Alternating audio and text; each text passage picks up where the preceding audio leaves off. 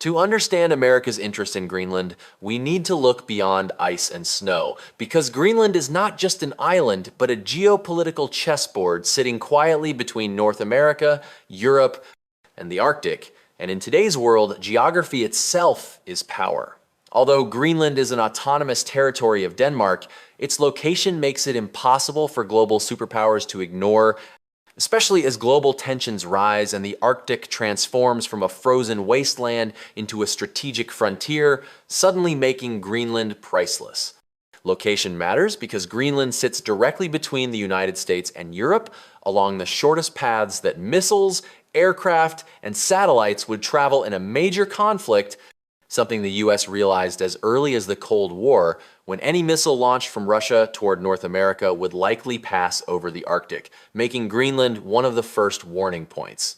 This turns Greenland into a natural military lookout tower, where influence allows monitoring of airspace, missile launches, and naval movement across the North Atlantic and Arctic regions, effectively acting as a giant early warning shield protecting North America. This is not just theory, because the US already has a military presence there through the Thule Air Base, now called Patuxent Space Base, which plays a critical role in missile defense, space surveillance, and early warning radar systems by tracking objects in space, detecting missile launches, and supporting NATO security, helping the US know an attack is coming before it arrives, which is why American interest in Greenland continues to grow. Beyond the military angle, the Arctic itself is changing rapidly. As climate change melts ice at record speed and turns the region into the next great arena of competition between major powers, with the US,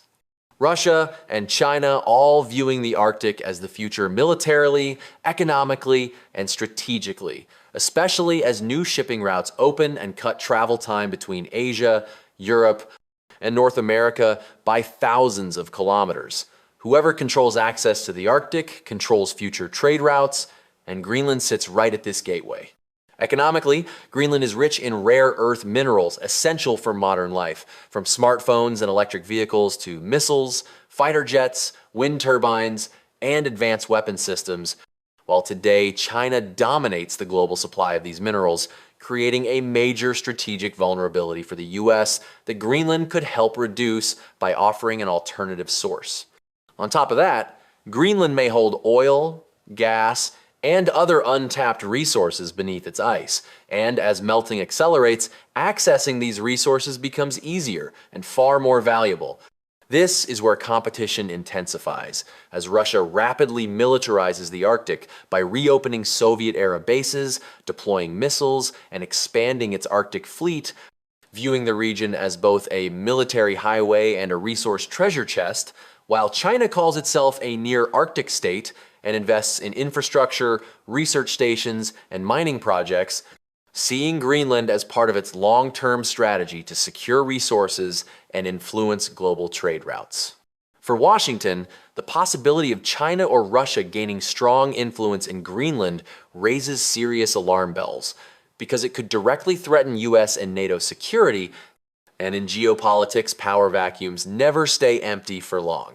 Climate change accelerates all of this, as melting ice makes sea routes like the Northern Sea Route navigable for longer periods each year, dramatically reshaping global trade, with Greenland's ports, airspace, and location making it a key player in the future Arctic economy and global shipping arteries. That is why when US leaders talked about buying Greenland, it was not a joke or madness, but strategic thinking, because the US does not just see land, it sees radar coverage, missile defense, minerals, shipping lanes, and strategic depth against rivals.